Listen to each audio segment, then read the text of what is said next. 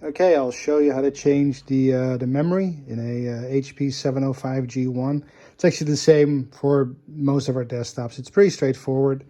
You just make sure you have the two memory sticks ready. You kind of lift the lever, you kind of pull the lid off.